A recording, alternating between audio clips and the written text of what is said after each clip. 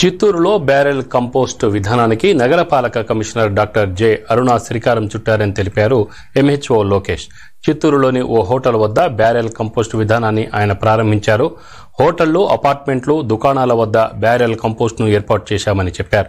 వ్యర్థాలను అక్కడికక్కడే డీకంపోస్టులుగా మార్చి ఆర్గానిక్ కేంద్రాలకు తరలించడం జరుగుతుందన్నారు.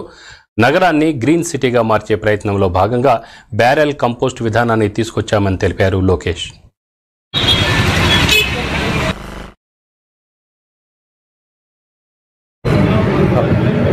అందరికీ నమస్కారం అండి.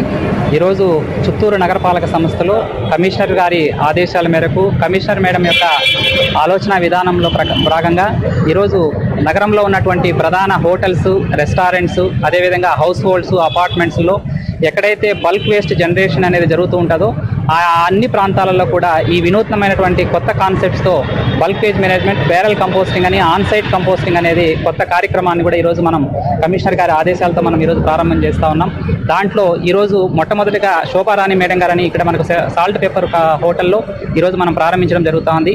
సో ఇదే విధంగా అన్ని హోటల్స్, మనకు నగరంలో ఉన్న హోటల్స్ కానీ, అపార్ట్మెంట్స్ కానీ, అదేవిధంగా ఈ ఆలోచనతో ఉన్న వినూత్నంగా ఆలోచించే వ్యక్తులు కూడా ఇది సహకారంతో ముందుకొచ్చి ఇలాంటి కార్యక్రమాలు చేసి ఈ ఏదైతే బల్క్ వేస్ట్ జనరేషన్ ఏదైతే జరుగుతూ ఉందో వేస్టేజ్ అనేది దాన్ని ఎక్కడికక్కడ కంపోస్ట్కి తరలించకుండా అక్కడికక్కడే ఓన్ ఆన్ సైట్ కంపోస్టింగ్ చేసి వాటిని వాళ్ళ సొంత అవసరాలకి, అదేవిధంగా ఆర్గానిక్ ఫార్మింగ్కి, వెజిటేబుల్స్ ఇంట్లోనే పండించుకునే ఆస్కారం కూడా ఉంటుంది. కాబట్టి సో క్లీన్ అండ్ గ్రీన్ సిటీగా మన చిత్తూరు నగరాన్ని అభివృద్ధి పరచడంలో భాగంగా ఈ యొక్క కార్యక్రమాలన్నీ కూడా చేస్తూ దానికి అందరూ కూడా సహకరించాలని, ఆ కార్యక్రమాలను అందరూ కూడా చేపట్టాలని, దానికి నగరపాలక సంస్థ, కమిషనర్ గారు మేము ఎప్పుడు కూడా మీకు సహకారం అందిస్తామని కూడా ఈ సందర్భంగా